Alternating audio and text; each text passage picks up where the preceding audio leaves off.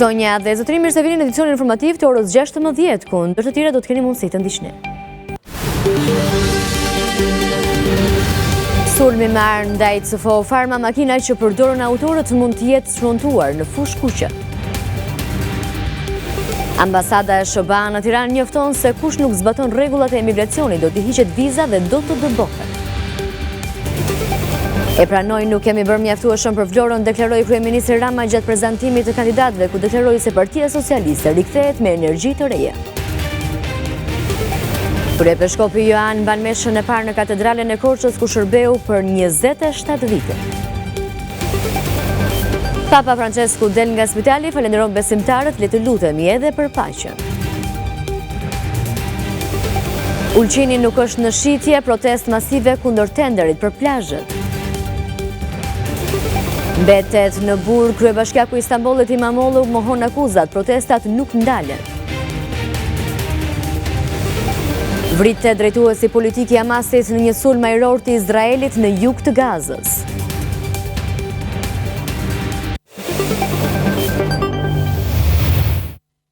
Njihemi tani më gjërësisht pas sulmit me armë në godinën e CFO Pharma, policia ka mundur të zbulojë itinerarin që kanë ndjekur autorët. Gjurmët e fundit të automjetit me të cilin udhëtonin autorët e sulmit janë në zonën mes fushkrujës dhe fushkuqes, ku automjeti mundohet që të jetë shkatëruar. Policia e Tiranës ka mundur të rindërtojë të gjithë mekanizmin e sulmit me armë ndaj kompanisë farmaceutike CFO Pharma të Nadir Çavushollit, pasi derdhe me breshëri Kallashnikovi mbi 30 plumba mbi godinën e gjamë të autorët e dyshuar të ngjarjes, sipas hetuesve janë larguar në drejtim të Vorrës. Burime pranë grupit të hetimit thanë se përmes kamerave të sigurisë është ndjekur trajektoria e lëvizjes së automjetit të autorëve të dyshuar, por ende nuk është identifikuar se në pronësi të kujt është, pasi dyshohet se është i vjedhur jashtë vendit dhe targat janë po ashtu të vjedhura.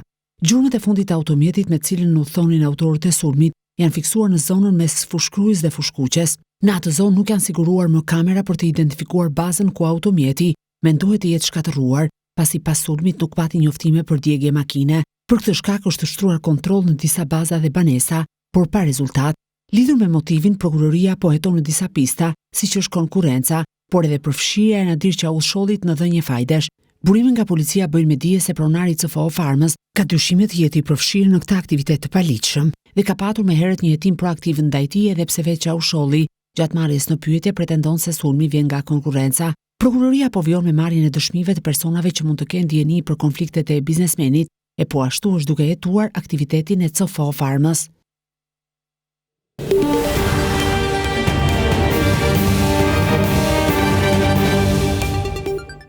Ambasada amerikane në vendin ton njofton se pavarësisht dhënies së vizave për të udhëtuar në Amerikë, kontrolli do të jetë i vazhdueshëm me qëllim garantimin e sigurisë dhe integritetit. Në një njoftim të publikuar në rrjetet sociale, ambasada amerikane nënvizon se Departamenti Amerikan i Shtetit është i përkushtuar ta bëjë Amerikën më të sigurt përmes politikave më kërkuese. Ambasada thekson se një masë thelbësore është kontrolli i vazhdueshëm i vizave për të gjithë individët. Kontrolli i vizave amerikane nuk ndalon pas lëshimit të vizës. Ne i kontrollojmë vazhdimisht mbajtësit e vizave për të siguruar që ata ndjekin të gjitha ligjet dhe rregullat e imigracionit të SBA dhe ne do t'u heqim vizat dhe do t'i dëbojmë nëse nuk e bëjnë këtë, thuhet në njoftimin e ambasadës amerikane në Tiranë.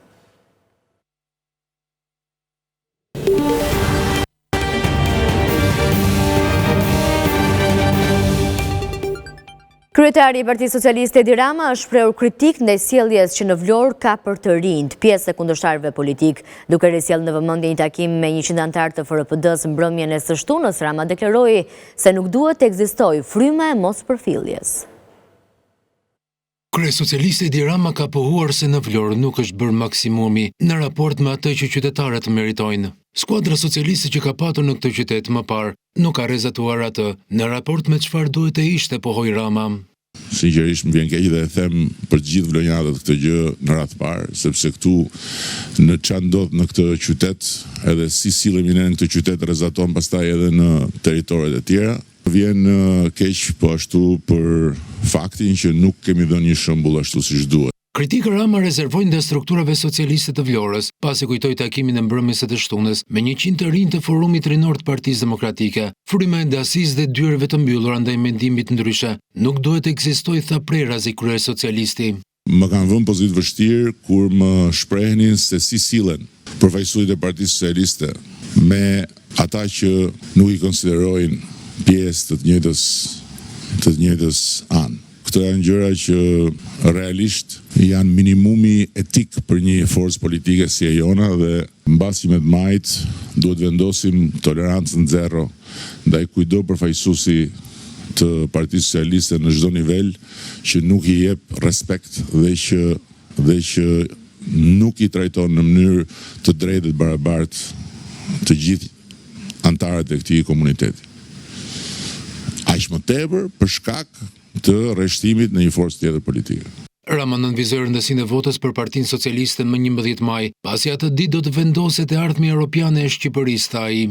Të votosh sot Partinë Socialiste do të thotë që këtë kohë të ngushtë që na është dhënë ta garantosh duke mos i lëkundur për asnjë minutë negociatat. Deklaratat e Rama i bëri gjatë prezantimit të kandidatëve për deputet në qarkun e Vlorës. Në këtë qark dalin 12 deputet dhe Partia Socialiste synon fitore të thellë. Në listën e mbyllur të kësaj partie renditen Bledi Çuçi, Zamira Sina, Piro Vëngo dhe Mirjona Ismaili, ndërkohë që pjesë e listës së hapur është Damian Gjiknuri, një prej figurave me peshë në 3 mandatet qeverisëse të mazhorancës socialiste. Duke prezantuar si pikën e tyre të fortë kandidimin me lista të hapura për zgjedhjet e 11 majit, koalicioni Nismë Shqipëria Bëhet ka prezantuar kandidat për deputet. Adriatik Lapaj paralajmëroi një betejë të vështirë duke kërkuar që shqiptarët të mos tradhtohen. Koalicioni Nismë Shqipëria Bëhet ka prezantuar kandidatet e saj për zgjedhjet parlamentare të 11 majit. Në fjalën e tij, bashkëkryetari i koalicionit Adriatik Lapaj tha se të gjithë kandidatët do të jenë në lista të hapura. Për te i baltës zakonshme që financohet me paratë e vjedhura të shqiptarve, e që synon të përçajet mbaj peng popullin ton, ja kemi dalë të krijojmë një kohezion dhe të gjenerojmë kandidat të cilët kanë pranuar të garojnë si njerëz të lirë me listat hapura, dhe në këto zgjedhje ne do të jemi një subjekt politik ku listat e mbyllura të kryetarëve të politikës së vjetër i kemi djegur, e ku po hapim një dritare të re shprese për të garuar më në fund shqiptarët si njerëz normal të një vendi normal. Duke u drejtuar kandidatëve, Lapaj paralajmëroi se betejë politike do të jetë e vështirë dhe e ashpër, duke përfshirë intimidim, kërcënime dhe oferta, por qëndresa e saj i shërben të ardhmes. Kjo është një betejë e vështirë. Do dëgjoni lloje soi teorish, do dëgjoni lloje soi shpifjesh, do synojnë të kërcënojnë, do synojnë të intimidojnë, do synojnë të cënojnë familjarët, do synojnë të blejnë, por se cili nga ju duhet të mendoj vetëm një gjë. A e meriton më populli jon të shitet dhe të tradhtohet? Prezantimin Lapaj e bëri bashkë me Endrit Shabanin dhe Panajot Sokun duke vënë theksin të një mundësi për të ndryshuar e demokratizuar shoqërinë dhe depolitizuar administratën dhe duke kërkuar që Shqipëria të jetë mbi partitë. Vendi i numërimit të votave të shqiptarëve që jetojnë jashtë vendit parashikohet të jetë në Parkun Olimpik të Tiranës. Projekt vendimi i cili do të shërtohet dhe miratohet në mbledhjen e së hënës parashikon që në Parkun Olimpik të kryen 3 procese të vlerësimit të votës nga jashtë, siç janë përgatitja e dokumentacionit zgjedhor, ruajtja dhe administrimi i votave nga jashtë deri në momentin e fillimit të numërimit, si dhe numërimi dhe vlerësimi i votave nga jashtë. Parku Olimpik i Tiranës përmbush kushtet e parashikuara në kodin zgjedhor dhe vendimin e marrë më herët nga Komisioni Rregullator për vlerësimin e votës së diasporës, sa i takon sipërfaqes së madhe për këtë proces të rëndësishëm.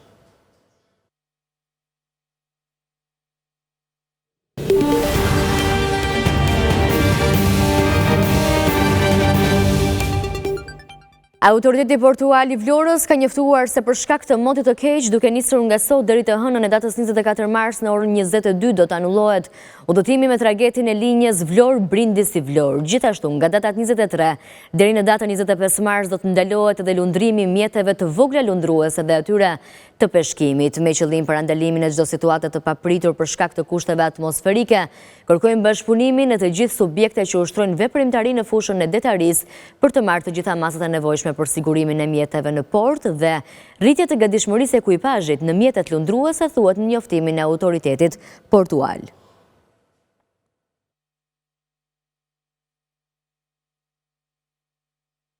Pasi u dëmtua nga shirat e rrëmbyeshëm në nëntor të vitit 2023, një pjesë e aksit kombëtar Qaf-Buall-Klos nuk është rikonstruktuar ende. Banorët e zonës thonë se firma Gjoka që ka përgjegjësinë për mirëmbajtjen e rrugës si zgjidhje ka parë mbushjen e gropës me çakëll, ndërsa kërkesa e tyre për asfaltimin e saj nuk është marrë parasysh. Pasi u dëmtua nga shirat e rrëmbyeshëm në nëntor të vitit 2023, aksi kombëtar Qaf-Buall-Klos ende nuk është rikonstruktuar. Shirat e dendur mbushën tombinën e rrugës në fshatin fshat, duke shkaktuar çarje të asfaltit, ndërsa firma Gjoka që ka përgjegjësinë për mirëmbajtjen e këtij segmenti, si zgjidhje të vetme, ka parë mbushjen e gropës me çakëll. Banorët e zonës thonë se rruga mund të degradohet edhe më shumë nga lëvizjet e shpeshta të automjeteve, duke u shndërruar në burim aksidenti, ndaj bëjnë apel firmës kontraktore dhe Ministrisë së Infrastrukturës të marrin masa për asfaltimin e saj. Ka një vit që bëj këtë rrugë dhe për herë e shoh kështu në këtë gjendje. As gjysmë metër kubi. Ishte domosdoshme sidomos në pikat kyçe ku ka dhe kryqëzime dhe ku koordinohen rrugët ndërmjet zonave, siç është Klosi apo zona këtij. Duhet ishte po pse s'bëhet thotë. Pse s'bë? Ku shkojnë këto lekët që i marrin ato për ta bërë për këto 200 metra dhe. Banorët thonë se kërkuan që shtrimi i kësaj pjese të rrugës të bëhej në kohën kur po kryheshin punimet në rrugën e Arbrit, por nuk u mor në konsiderat nga institucionet përgjegjëse. Një 33 vjeçar ka humburitën si pasojë një aksidenti në aksin rrugor Berat Dimal. Aksidenti ndodhi në fshatin Otlak, ku drejtuesi i makinës, banues në Kuçov, duke drejtuar automjetin tip BMW, ka humbur kontrollin dhe përpasoi makina ka dalë nga rruga. Nga përplasja e fortë ka gjetur vdekjen e menjëhershme pasagjeri 33 vjeçar, ndërsa drejtuesi i makinës është shoqëruar në komisariat për veprime të mëtejshme. Grupi hetimor po punon për zbardhjen e shkaqeve dhe rrethanave të aksidentit.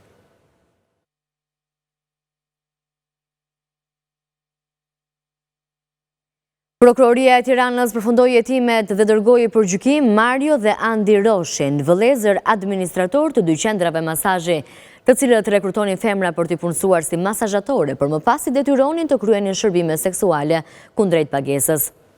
Ndaj vëllezërve Roshi rëndon akuza e pasrimit të parave kryer në bashkëpunim. Nga hetimet, prokuroria provoi se pasuritë e tyre nuk justifikohen nga të ardhurat dhe dyshohet se rrjedhin nga veprimtaritë kriminale.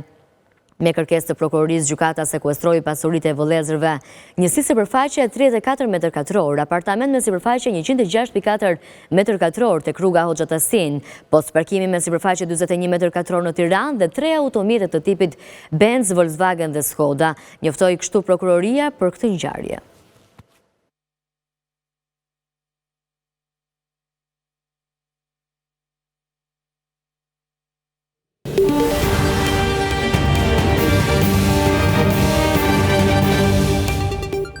Vjoj më tëra zhvillime im Zot Johan Pelushi më shohi sot për herë të parë si kryepiskopi zgjedhur i Tiranës, Durrësit dhe gjithë Shqipërisë në katedralen Ngjallja e Krishtit në Korçë. Fort lumturia e tij theksoi se duhet të ngrihemi mbi pasionet, sepse sipas tij sot jetojmë në një errësirë shpirtërore. Kryepiskopi i Tiranës, Durrësit dhe gjithë Shqipërisë, fort lumturia e tij Im Zot Joani ka meshuar këtë të diel në katedralen Ngjallja e Krishtit në Korçë, e diela e tretë e Kreshmës së Madhe të faljes së Kryqit të nderuar. Në një meshim historik me pjesëmarrjen e hierarkisë së Kishës Ortodokse të Shqipërisë, Im Zot Joani përshëndeti Grigjen e Mitropolisë së Shenjtë të Korçës, të cilës i shërbeu për 27 vite si metropolit me devocion, përkushtim dhe dashuri. Për të arritur në dritë, duhet të kalojmë nëpërmjet errësirës, dhe të kemi kurajën që na jep kryqi. Sepse kryqi është instrumenti i ngjalljes. Ishte instrumenti i ngjalljes për Krishtin dhe është instrumenti i ngjalljes për gjithë secilin nga ne. E them këtë sepse rruga jonë do ketë vështirësi. Shumë gjëra janë zhvilluar, e megjithatë nuk ka gëzim në shpirtrat e njerëzve, sepse mungon jeta shpirtërore, e mungon drita e vërtetë. Të gjithë qytetarët dhe besimtarët pjesëmarrës shprehen mirënjohje dhe falënderim për kryepiskopin e Tiranës, Durrësit dhe gjithë Shqipërisë, Im Zot Joanin. I emocionuar dhe tejet i kënaqur. Është njeriu më i denjë që mund të ofrojë shërbimet më të mira për ortodoksin shqiptare. Është njeriu më i mirë, më zemër mirë, më shpirtëror, dhe me i drejkuar. Pas një shërbese të përkushtuar, besimtarët qëndruan për rreth 4 orë në katedrale për të marrë pjesë në liturgjinë hyjnore. Papa Francesku përshëndeti turmat nga balkoni i spitalit në Rom, ku ndodhe i shtruar prej 2 muajsh. Në mesazhin e tij të parë, kreu i Vatikanit e vuri theksin tek tensionet në rripin e Gazës. Më pas, Papa Francesku u shfaq duke dalë nga spitali për të nisur drejt Vatikanit.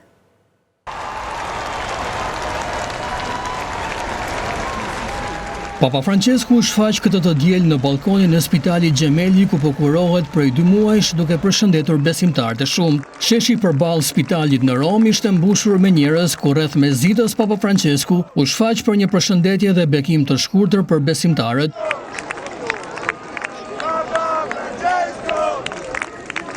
Kjo është dalja e tij e parë publike pas 6 javësh shtrimi në spital, ku po kurohej për pneumoni në të 2 anët e mushkërive. Duke përdorur një karrike me rrota siç ka bërë prej disa vitesh, Papa buzëqeshi dhe përshëndeti me dorë një grup dashamirësish në oborrin e spitalit.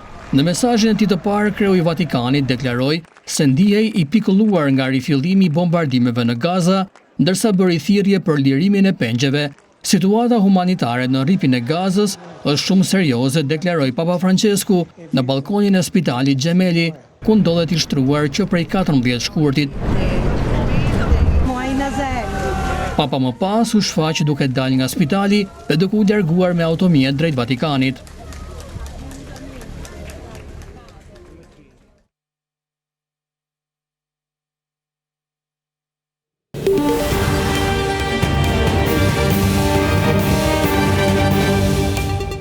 Me moton Ulqini nuk është në shitje, qendra e banor përfaqësues të autoriteteve lokale dhe biznesmen të këtij qyteti në Malin e Zi dolën në protestë lidhur me tenderin për dhënien me qira të plazheve. Protesta në Ulqin u mbajt pavarësisht nga fakti se kryeministri i Malit të Zi njoftoi se Eagle Hills në pronësi të Muhamet Alabar ka ndërmend të tërhiqet dhe të atakolojë plazhet qiramarrësve lokal.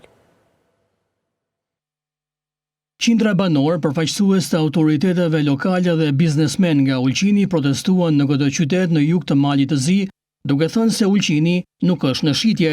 Protesta 22 marsit u thirr për shkak të pakënaqësive lidhur me tenderin për dhënien me qira të plazheve të Ulqinit, të cilat vitet e fundit janë marrë me qira nga biznesmen lokal, por këtë vit oferta më e mirë e marrjes me qira të plazheve u vlerësua të ishte ajo e kompanisë arabe Eagle Hills, raporton Radio Europa e Lirë. Plazhi i madh nuk është një shkret të tjerë që dikush të ndërtojë një Dubai. Plazhi i madh është një mrekulli e natyrës, 20 kilometra bregdet i paprekur, me rërë të ngrohtë dhe shëruese. Krenaria dhe trashëgimia jon, tha Diana Pelinković, presidente e shoqatës Ada Bojana. Sipas saj, banorët e Ulqinit nuk janë kundër progresit, por janë kundër projekteve megalomane që fshin identitetin lokal. Protesta në Ulqin u mbajt pavarësisht nga fakti se kryeministri i Malit të Zi Milojko Spajić më 20 mars njoftoi se Eagle Hills ka ndërmend të tërhiqet dhe t'u kalojë plazhet qiramarrësve lokal. Kompania arabe Eagle Hills më 11 mars dorëzoi ofertën më të mirë për dhënien me qira për një periudhë 4 vjeçare të 9 nga 19 plazheve në plazhin e madh të Ulqinit. Kjo shkaktoi revolte e qiramarrësit aktual të plazheve dhe autoritetet lokale, të cilët deklaruan se plazhet po u jepen investitorëve të huaj përmes marrëveshjeve të dyshimta. Pas kësaj, siç bëri të ditur kryeministri Spajić, presidenti i kompanisë arabe Mohamed Alabar hoqi dorë nga oferta. Spajić njoftoi banorët e Ulqinit se përveç tërheqjes nga tenderi për dhënien me qira të plazheve, kompania nga Abu Dhabi është interesuar që të bëjë investime në plazhin e madh, i cili është afër 13 kilometra i gjatë dhe ende i pandërtuar. Ai tha se kompania është interesuar të investojë 30 miliardë euro në një mega projekt në Ulqin që do të përfshinte ndërtimin e një aeroporti të madh, spitalit më modern në Ballkan, një marine dhe rinovimin e qytetit të vjetër të Ulqinit. Ish kryeministri Dritan Abazović kërkoi që Prokuroria Speciale e Shtetit të hetojë rastin e dhënies me qira të plazhit të madh, duke pretenduar se bëhet fjalë për një vepër korruptive. Do të shkojmë në këtë moment në publicitet, rikthehemi pas pak.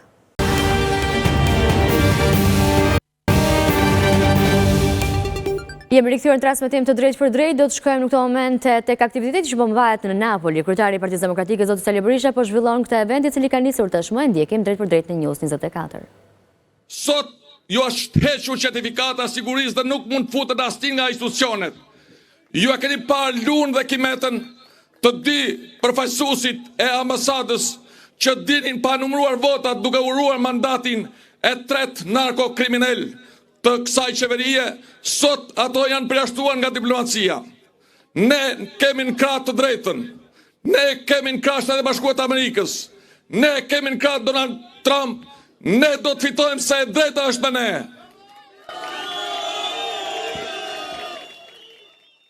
Edhe njëherë ju falenderoj përzemërsisht, por nuk duhet ta neglizhojmë datën 11. Duhet ta kthejmë në një betejë si asnjëherë tjetër. Duhet ta fusim në ring se ka 12 vite pa drejtësisht qeverisë. Ndaj komunikoni me këdo dhe ato që nuk janë në këtë takim, dhe ato që keni në Shqipëri dhe së bashku të bëhemi mazhorancë me datën 11. Ju falenderoj përzemërsisht.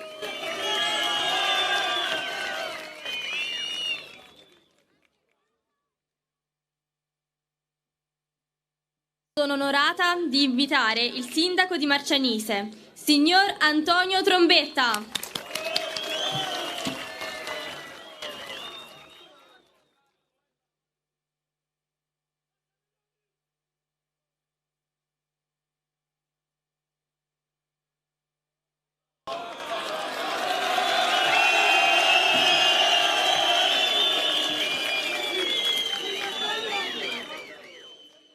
Buongiorno a tutti.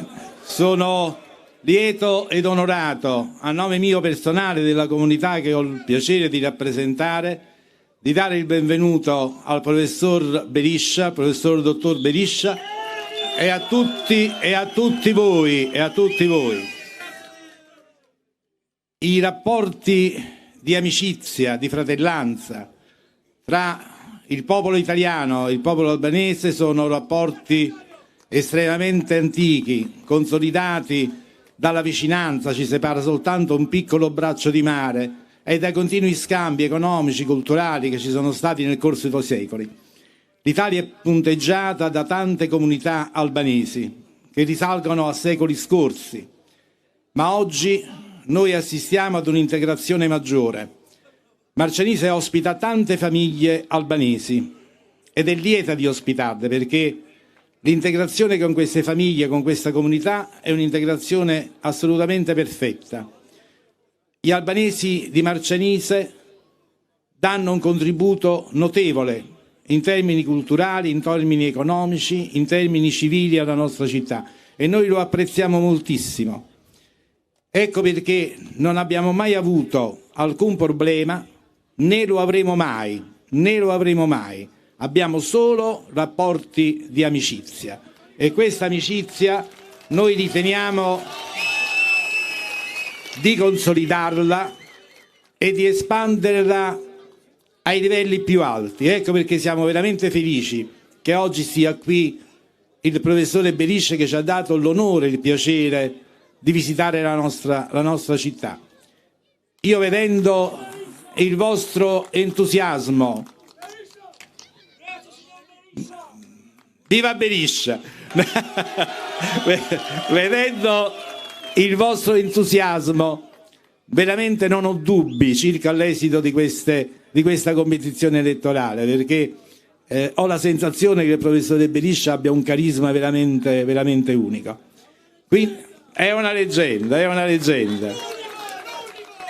Bene, e quindi a me non resta altro che formulare veramente i migliori auguri per questa competizione elettorale, sperando che il nuovo presidente dell'Albania, anche in seguito, ci faccia il piacere di venirci a trovare. Grazie.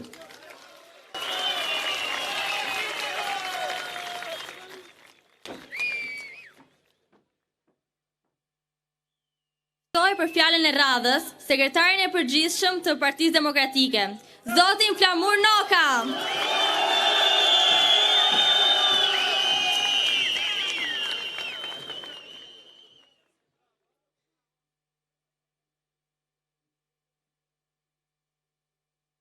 I dashur profesor doktor Sali Berisha, kryetari Partisë Demokratike dhe koalicionit Partia Demokratike Aleanca për Shqipërinë Madhështore, i dashur kryetari Komunës Antonio Trombetta, e dashur zonja deputete Forza Italia Ana Rita Patriarka, i dashur miku ynë Pepe Leoni,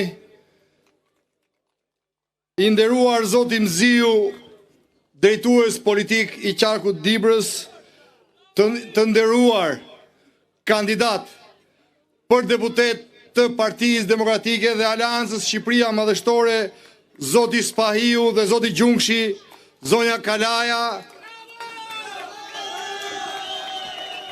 Zoti Doda, motra dhe vlezër. Na ndajnë 50 ditë nga momenti historik, nga një moment më i rëndësishmi pas rënjes komunizmit.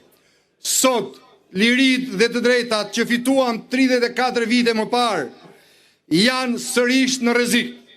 Nuk ka kërcënim më të madh për lirinë dhe demokracinë e një vendi se krimi dhe korrupsioni kur bëhen bashk. Nëse diktatura ideologjike goditi brutalisht vendin ton para viteve 90, sot Shqipëria jonë është një provë të ekzistencës nga abuzimi, hajdutria qeveritare dhe lidhjet e kësaj qeverie me krimin organizuar. Këtë zgjedhje do të keni ju, vëllezër dhe motra diasporës, për të bërë me 11 maj. Këtë zgjedhje duhet të bëjnë shqiptarët dhe do ta bëjnë në gjithë Shqipërinë. Ne do të na duhet të ngrihemi sërish si në vitet 90, pasi vendi ynë është sot në një rrezik më të madh se ai në ato ditë. Partia Demokratike dhe koalicioni Aleanca për Shqipërinë Madhështore sot ka përpara 2 detyra madhore. E para, të ndalojë rrëshqitjen e vendit zyrtarisht në thetrat e një narkodiktature. Dhe e dyta, t'i jap zgjidhje për rimkëmbjen e këtij vendi dhe rikthimin e tij në vlerat dhe parimet e lirisë demokratike të fituara në vitet 90. Dhe ne jemi sot më të vendosur se kurrë për të realizuar të dyja. Me 11 maj, me votën tuaj, me votën e çdo shqiptari të lirë dhe të ndershëm, ne do ta frenojmë rrëshqitjen e Shqipërisë. Ne do të japim Shqipërisë një zgjidhje duke filluar nga ekonomitë familjare të çdo shqiptari tek ekonomia në tërësi, duke filluar nga hallet dhe brengat e çdo shqiptari tek hallet dhe lëngatat e Shqipërisë tonë. Ne do t'i japim zgjidhje vendit, pasi qasja jon ndaj Shqipërisë është krejt e kundërt nga qasja e qeverisë në ikje.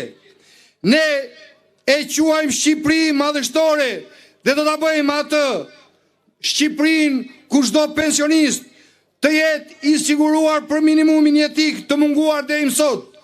Pra që çdo pensionist të marrë më shumë se 200 euro në muaj dhe me parashikimin e rritjes vazhdueshme. Asgjë më pak se 200 euro si mbështetje ekonomike që shteti do t'i jap çdo të papuni, çdo pensionist, çdo hallexiu. Qeveria në ikje dhe kreu i saj e quan të tillë Shqipërinë, atë Shqipëri që i mundson atij të fluturojë me avion personal duke shpenzuar miliona euro nga taksat e familjarëve tuaj në Shqipëri. Ne, Aleanca për Shqipërinë Madhështore, e quajmë Shqipërinë Madhështore, atë Shqipëri ku paga minimale të jetë 500 euro dhe paga mesatare të jetë 1200 euro.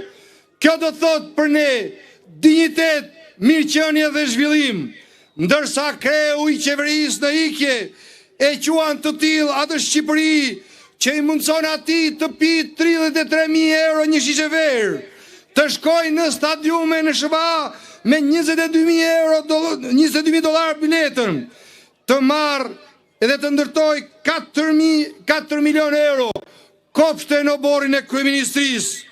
Ne jemi ndryshe, ne bëjmë dallimin me të, sepse ne e quajmë Shqipërinë Madhështore, atë Shqipëri që mbështet fermerin për çdo njësi prodhimi, për çdo kokë baktish, atë Shqipëri që mbështet krijimin e familjeve të reja, që u jep studentëve bursa mbi 200 euro, që ul tarifat dhe taksat, atë Shqipëri që ul çmimin e energjisë dhe të naftës, ndërsa qeveria në ikje e quan të tillë Shqipërinë që i mundësate që do i mundsoj, që ta ketë portin e Durrësit, si plaçk tregu mes hajdutëve dhe klientëve të tij, që të jap troje publike për miq dhe ministrat e tij dhe të dhuroj godina dhe prona publike për të gjithë obortarët që bëjnë biznes me pasurinë e shqiptarëve. Është e qartë pra diferenca mes nesh dhe kreut të qeverisë të ikje, kur nuk ka qenë më e qartë.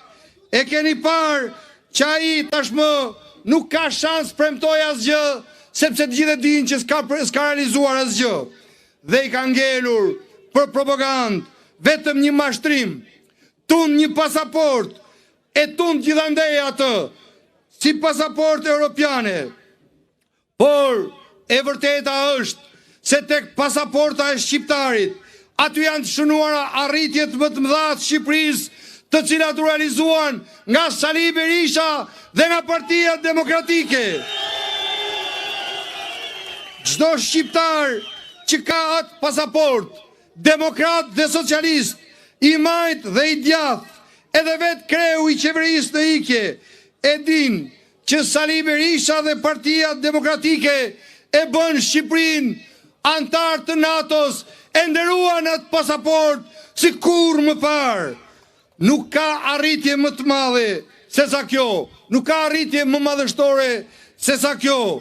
Çdo shqiptar që disponon atë pasaport, që kreu i qeverisë në ikje e tund, e din mirë se Sali Berisha dhe Partia Demokratike mundsuan që me atë pasaport në dorë të lëvizin të lirshëm në çdo vend të Europës, dinjitos dhe të barabartë me çdo qytetar europian, dhe shpëtuan Shqipërinë nga izolimi 10 vjeçar. Ajo pasaport, fal Sali Berishës dhe Partisë Demokratike, mundsoi që sot të jenë të bashkuar mijëra familje që ishin ndarë për së gjalli. Dhe ju, vëllezër dhe motra, e dini më mirë se kushdo, sepse e keni provuar më mirë se kushdo këtë gjë. Kreu i qeverisë në ikje e ka baltosur, e ka damkosur atë pasaport më shumë se kushdo tjetër në këto 35 vite. Atë pasaport nga një nder për çdo shqiptar ai e ktheu në pasaportën e narkoshtetit të parë të Europës, e ktheu në pasaportën e qeverisë më të korruptuar dhe të inkriminuar në kontinent, e ktheu në pasaportën të cilës ju palajmëruar të paktën 2 herë në këto 12 vite rikthimi i regjimit të vizave. Ne, vëllezër dhe motra, do ta shlirojmë atë pasaport nga kjo dorë korruptive dhe kriminale. Dhe këtë do ta bëj Sali Berisha, Alianca për Shqipërinë madhështore. Do ta bëj njeriu që hoqi izolimin shekullor të shqiptarëve. Do ta bëj njeriu që futi Shqipërinë në aleancën më të madhe të sigurisë në botë, antar me merita dhe dinjitet. Të dashur vëllezër dhe motra, kreu i qeverisë në ikje premton dhe mendon me idenë se po i gënjen shqiptarët me këtë premtim, duke tentuar madje edhe t'i marrë për budallej, se mendojnë se janë driçkurtër dhe nuk kanë memorje. Por ju e dini më mirë se kushdo, shqiptarët e dinë më mirë se kushdo, që ajo pasaport është mbajtur peng nga krimi, që integrimi është mbajtur peng në 12 vite nga droga dhe nga korrupsioni që kanë mbërthyer regjimin në pushtet. Edi Rama përpiqet ju premtoj dhe të mashtrojë me shqiptarët me pasaportën e Bashkimit Evropian. Por Europa pak ditë më parë vendosi të shtyjë pa fat bisedimet me Shqipërinë për 2 kapitujt e parë të integrimit. Pse? Sepse në Shqipëri qeveris krimi, sepse në Shqipëri qeveris droga, sepse në Shqipëri qeveris mafia, dhe Shqipëria nuk ka bërë asnjë hap me qeverinë në ikje. Por Europa është e qartë, ndaja përplasi në surrat kreu të qeverisë në ikje, gënjeshtën e vetme, me cilin ai mendonte të bënte fushat dhe t'ju hidhte hi syve shqiptarëve. Çfarë do ju thot tani kreu i qeverisë në ikje shqiptarëve? Çfarë do ju thot ai pensionistëve që i kanë lënë në mjerim? Do t'ju premtoj dot më shqiptarëve pas 12 viteve ujë 24 orë, pasi nuk realizoi kurrë. Do t'ju premtoj dot Edi Rama shqiptarëve shëndetësi falas, pasi i ktheu shëndetësinë në një kasaphan. Do t'ju premtoj dot atyre ilaçe falas, pasi edhe të vdekurit nga varri e mallkojnë për atë çfarë ka bërë ai në këtë vend me shëndetësinë. Po për bujqësinë e Frida Krifsës, fondet e Bashkimit Evropian dhe taksapaguesve shqiptar shkonin për rezorte. Çfarë do ju thot ai fermerëve shqiptar? Po për arsimin shqiptar, të cilin e ka katandisur më keq se kurrë, të cilin i ka hapur luftë më keq se Gjon Turqit në fillimin e rilindjes shqiptare. Çfarë do thot? Sepse Edi Rama në 12 vite ka patur filozofinë e Soros, mbill ignorancë dhe zhduke kulturën dhe arsimin, sepse vetmja mundësi është në këtë rrugë që ti të ushqesh turmat me tallava. Ndryshe, kur luftohet ignoranca, shoqëria ndërgjegjësohet dhe ta refuzon në tallavan. Ndaj sot ai është në një dilemë. Ka investuar në këtë drejtim, por ka dështuar.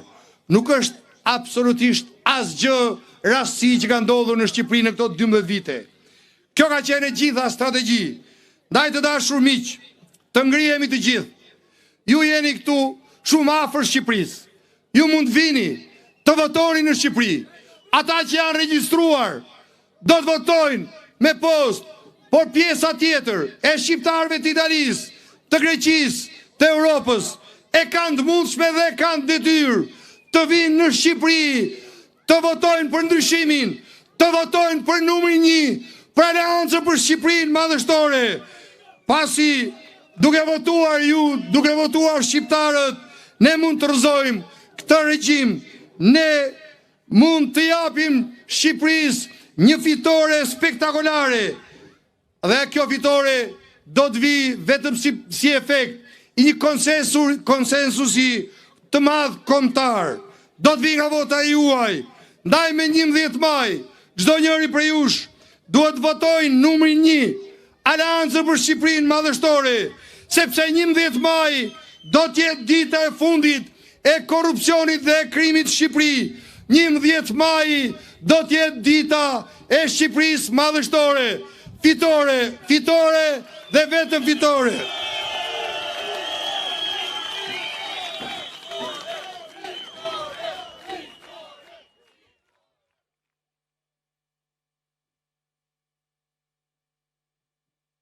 Të nderuar miq, demokratë dhe demokratë të ftuar në këtë takim madhështor.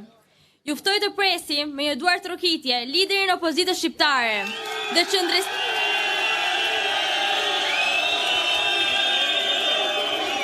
qëndrestari i demokracisë në Shqipëri, kryetarin e Partisë Demokratike Sali Berisha.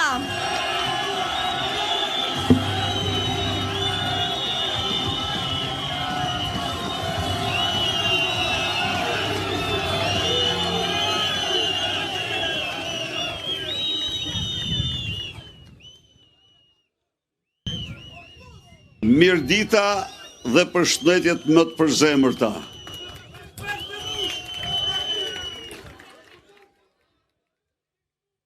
E nderuara zonja Ana Rita Patricia, deputete e Parlamentit Italian, përfaqësuese Forza Italia. I nderuar zoti Antonio Trombetta, kryetari i komunës Zoti Pasquale Salizia, zëvendës kryetari i komunës, Domenico Movelio, këshilltari kësaj komune.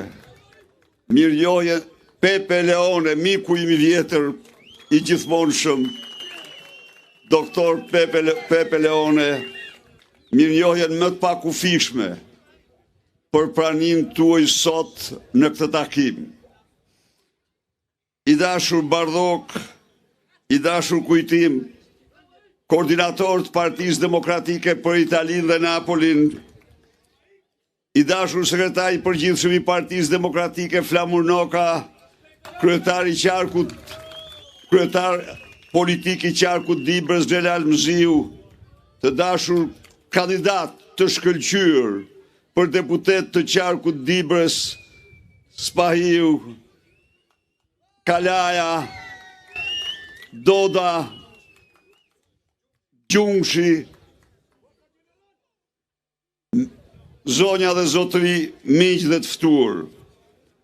Së pari, mirënjohje të madhe për praninë tuaj sot në këtë takim të bukur dhe madhështor.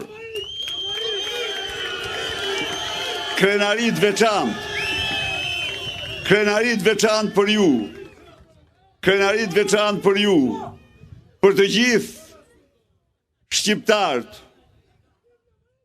që punojnë, jetojnë në Napoli, në Itali dhe kudo tjetër në Europë dhe në botë.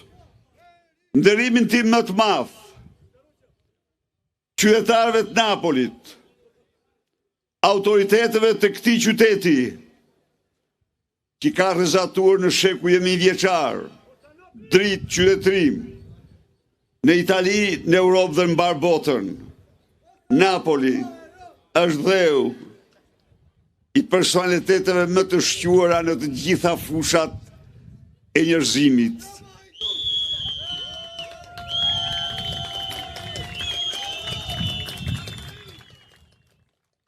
Italia dhe Napoli kanë pritur në shekuj valët e emigracionit shqiptar, të diktuara nga pushtime të brendshme dhe të jashtme. Valën e emigracionit pas pushtimit osman, valën e emigracionit pas diktaturës staliniste, valën e emigracionit pas narkodiktaturës. Hapen dyert zemrat e tyre dhe unë kam një mirënjohje të pakufishme për gjithë miqtë tuaj italian, kom italian, Zoti e bekoft Italinë dhe kombin e saj.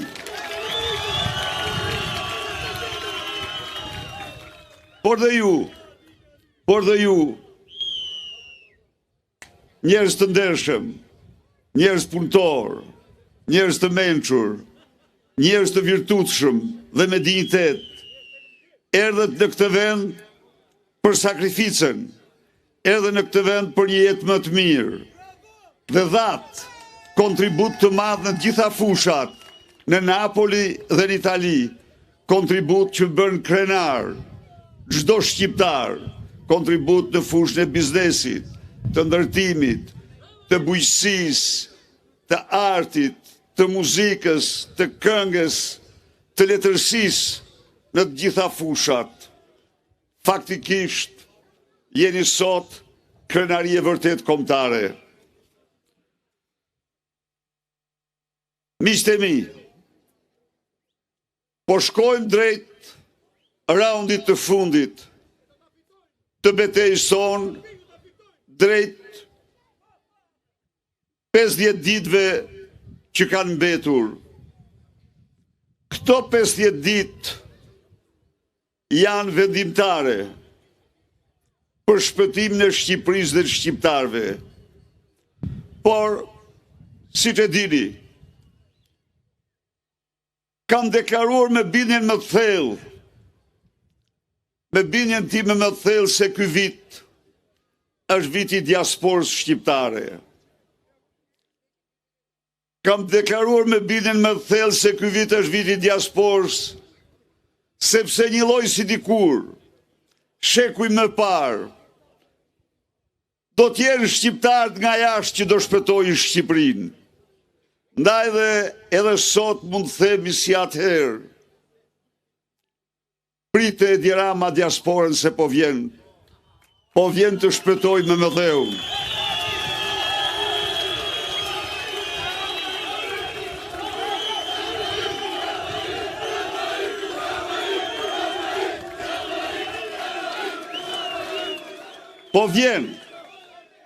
Po vjen t'i dalë Zotë Shqipërisë, po vjen të shpëtoj Shqipërinë nga regjimi të cilin do t'a kishte lakmi Escobari,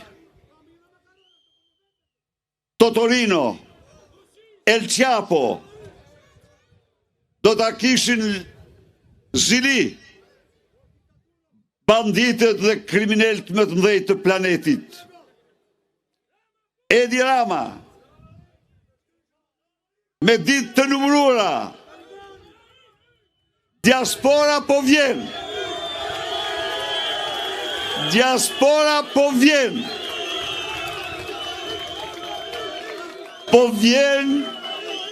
Po vjen sepse ti shkatrove njëra pas tjetrës ëndrat më të bukura, më fisnike të shqiptarve. Shqiptarët kishin një ëndër në diktaturën komuniste dhe ajo ishte pluralizmi. Shqiptarët vojtën më shumë se të gjithë të tjerët, nga shteti monist dhe partia shtet, kurse ti sot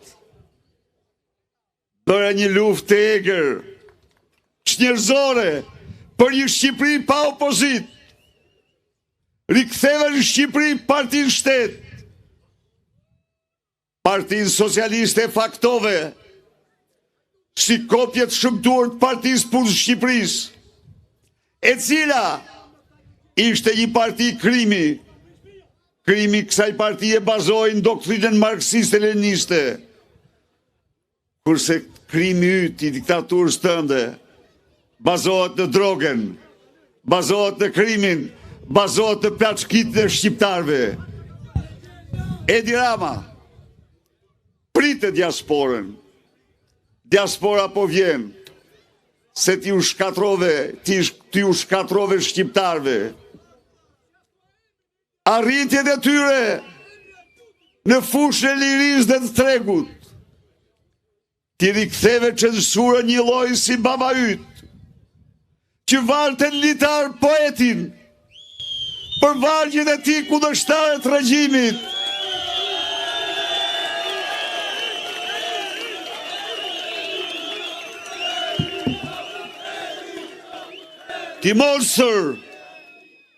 Ti monstre babajt tënd, varen litar TikTokun, mjetin më modern të komunikimit të rinisë shqiptare, dhe bërate se nuk duroje kritikat e tyre. Edi Rama, diaspora, nuk pajtohet me flamurin tënd të zi, të censurës. Pritet se po vjen 11 maj është dita e saj, është fundi yt.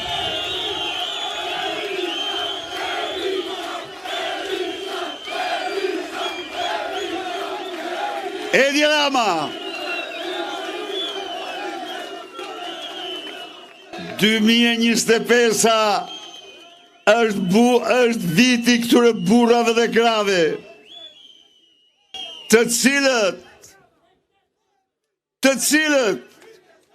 kanë në shpirt një dashuri të pakufishme për Shqipërinë, të cilët kanë marrë me vete mallin e pashuar për tokën e tyre. Por ti, me botën e krimit që instalove në Shqipëri, me plaçkitjet masive të pasurive të tyre, i detyrove të marrin rrugë të botës. Edi Rama, me 11 maj, ata kanë një fjalë me ty. Iko mjeran se nuk ke ku shkosh. Diaspora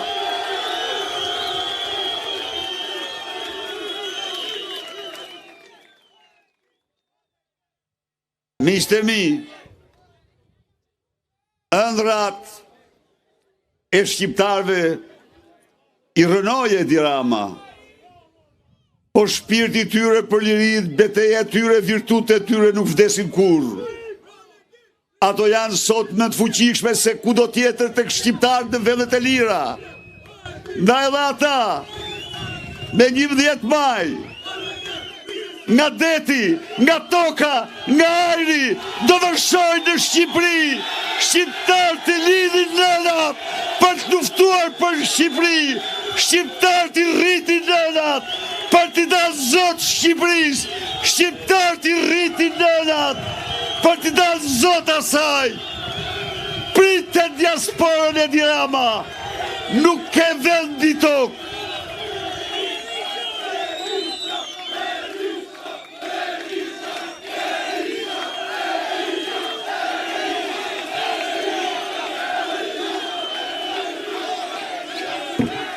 Miqtë e mi, projekti i Partisë Demokratike dhe Koalicionit për Shqipërinë madhështore është projekti më madhështor, projekti më i bukur, projekti më fantastik që Shqipëria ka pa ndonjëherë. Cili do që ka patur fatin të shoh një piktur të pavdekshmit Ibrahim Kodra, ajo quhen atë Shqipëria fantastike. Shqipëria madhështore do t'jetë Shqipëria fantastike e shqiptarve. Ky projekt u hartue gjatë 333 ditëve në arrest shtëpie që mafia George Sorosit dhe Edi Rama i rezervuan Sali Berishës. Ky projekt që në pamje të parë të thotë se është një fjalë stërmadhe, se është diçka e largët, është aq i afërt, është aq real, është në mendjen e secilit prej jush, është në zemrat tuaja dhe të fëmijëve tuaj, të mbarë shqiptarve kudo që janë. Miqtë e mi,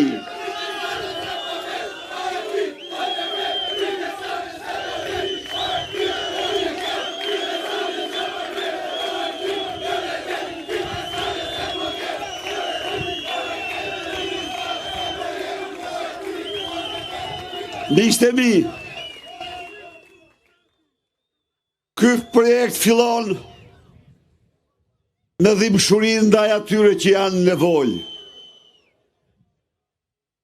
ndaj qindra mijëra burrave dhe grave që numërojnë kafshate në Shqipëri, ndaj qindra mijëra burrave dhe grave që s'marrin dot ilaçet, ndaj 10 mijëra shqiptarëve që në spitale s'mjekohen dot.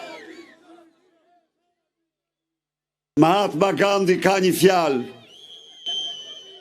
madhështore, thot Gandhi, do të thot për një komb të kujdeset për ata që janë në nevojë. Dhe këtu fillon madhështia e Shqipërisë. Ne kemi vendosur të rishpërndajmë tërësisht të ardhurat dhe buxhetin.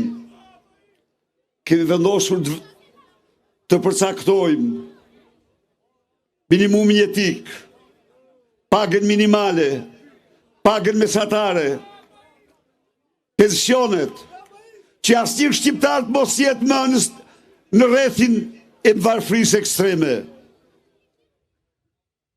Dhe në këtë mënyrë ne e bëjmë shoqërinë shqiptare më të drejtë, më të ndershme, më të barabartë. Në këtë mënyrë dhe ju, që dërgoni çdo muaj djersën tuaj në Shqipëri tek njerëzit që nuk kanë, do lehtësoj, sepse njerëzit tuaj do paguhen më mirë, do kenë gjërat bazë të jetës. Shqipëria madhështore nuk mund të jetë Shqipëria e gjëms, e dhimbjeve. nga uria nga skamja. 3 muajt e parë, dekret pas dekreti gjersa ta zhdukim atë. Miqtë e mi,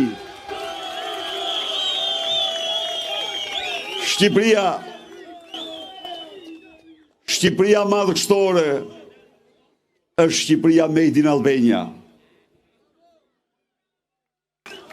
Nuk ka një vend të dytë, në rajon as në Europë, në 28.000 kilometra më të pasur se vendi ynë. Ajo ka rezerva botërore të mineraleve, ka rezerva të mëdha të naftës, ka një mbi tokë ndër më pjelloret, është plot me ujëra, me brigje fantastike, me alpe dhe male si ato.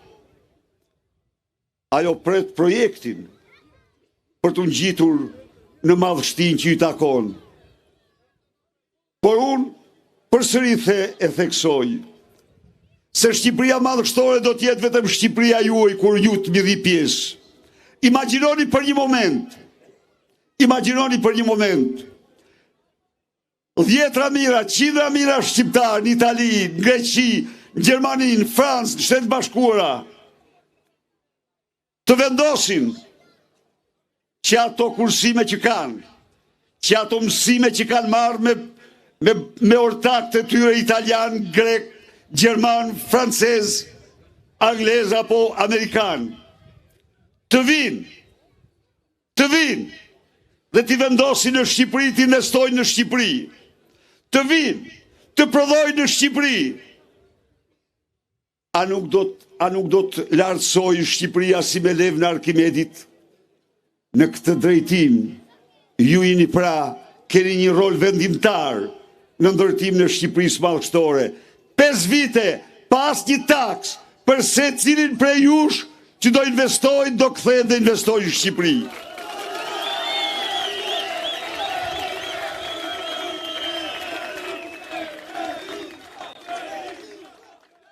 Jo vetëm kaq, klima më miqësore në Europë për biznesin. Pak vite më parë, miku i madh i kombit shqiptar, italiani dhe europian i madh, Silvio Berlusconi, do të citonte në një konvenjo të Forza Italia sistemin fiskal të Shqipërisë si model.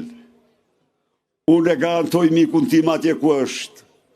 Garantoj ju, garantoj çdo biznesmen italian dhe të çdo vendi tjetër se Shqipëria do ketë klimën më tërheqëse për biznesin, se taksa 10%, që është taksa e lashtësisë, është taksa e drejtësisë, do t'jetë taksa kryesore në Shqipëri, se energjia do t'jetë më lirë se në çdo vend tjetër të Europës, se burokracia do t'jetë më pak se kudo tjetër.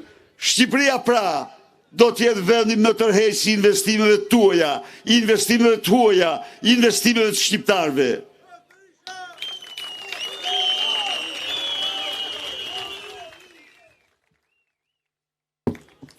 Made in Albania do t'jetë krenaria jonë. Do t'jetë etiketa jonë. Do bëjmë gjithçka që prodhimet tona të mbushin tregun e vendit dhe të kalojnë në tregje tjera të mëdha. Zoti e ka bërë atë tokë me prodhimet më të mira që mund të bëhen ku mbi tokë. Dhe ne do i ekspozojmë ato kudo. Miqtë e mi, Shqipëria madhështore nuk mund të jetë pa pastruar shtëpinë tonë. Pastrimi i shtëpisë është një kusht themelor që Shqipëria të rritet, të eci drejt madhështisë. Ju garantoj se pas ligjit për minimum jetik dhe pagen 500 euro, pas vendime për kthimin e parave tek shqiptarët. Ligji i dytë është shpallja e George Sorosit non grata, mbyllja e fondacionit Soros. kjo fare keqe duhet të shkuret nga Shqipëria, se e shtrojnë Shqipërinë në Republikën e tij. Garantoj shoqërinë civile se shteti do të mbështes fuqishëm organizatat e shoqërisë civile, të cilat nuk do marrin më instruksione perverse të Sorosit dhe Sorosianëve, por do mëkojnë parimet më të mira, virtutet më të mira të shqiptarëve. Të pastrosh shtëpinë do thotë bësh një audit të përgjithshëm. Një lloj Elon Musku shqiptar do gjendet. Do jetë nga diaspora, do jetë nga Shqipëria, do jetë nga miqtan. Pa audit të përgjithshëm, nuk shkohet përpara. Pa gjetur qina milion euro të vjedhura shqiptarëve, të shtruar në vila, hotele, motele të tjerë. Shqipëria nuk ndërtohet dot mbi mëkatin. Shqipëria do ndërtohet jo mbi vesin, do ndërtohet mbi virtutin, dhe unë ju garantoj se do të realizojmë atë.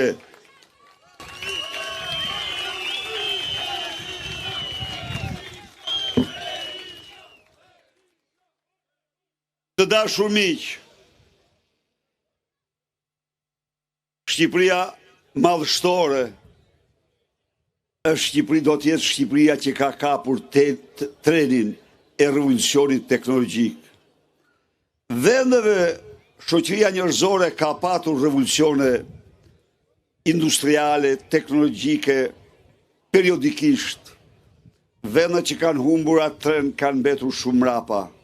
Kësaj here, Shqipëria nuk do humbas kurrë në trenin. Shqipëria do të jetë vendi epicentër e teknologjive më të larta. Inteligjencë artificiale, internetit 3, blockchain dhe kriptomonedhave, do të jetë vendi data qendrave të mëdha në Europë. Shqipëria do të jetë një superfuqi energjetike në rajon. Nuk ka vend më të pasur në 28.000 km², më të pasur në ujë, në diell, në erë, në gaz, sa që është Shqipëria. Ndaj dhe zotimi ynë është, shumë fishimi prodhimit energjisë nga dielli, dhurat e Zotit. Nga jugu në veri do vendosim panelet fotovoltaike dhe shqiptar do marrin energji falas nga ato panele. Këtu nga jugu Italis është një kompani e cila studioi pukën dhe gjeti një kapacitet eolik, ere, prej 3200 megawatt vetëm rreth i pukës. Prap do të aftoj, prap do të vi, prap do vazhdojmë betejnë tonë.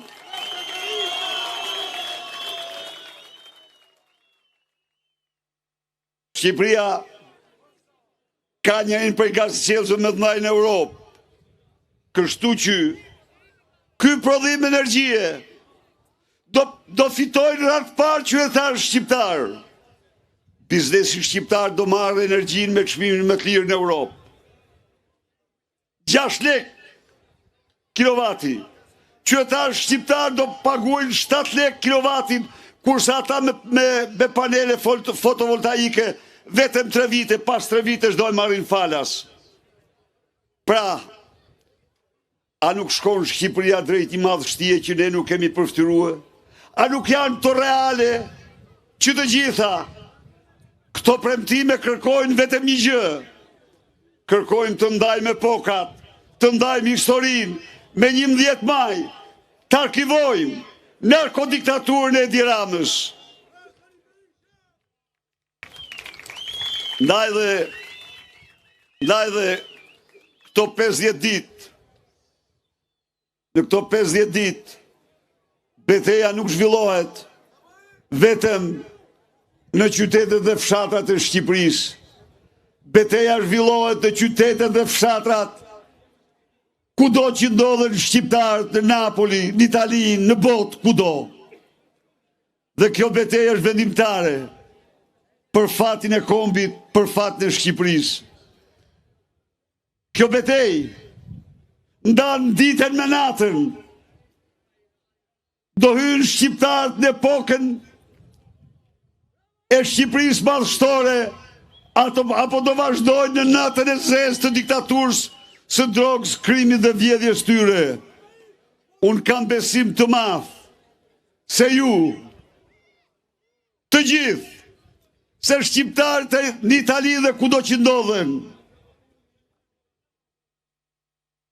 në moton, prite diasporën, do rikthehen në Shqipëri, për të shpëtuar Shqipërinë, për të firmosur fitoren e opozitës, fitoren e Shqipërisë, rrof shiu, rrof Shqipëria, fitore, fitore, fitore.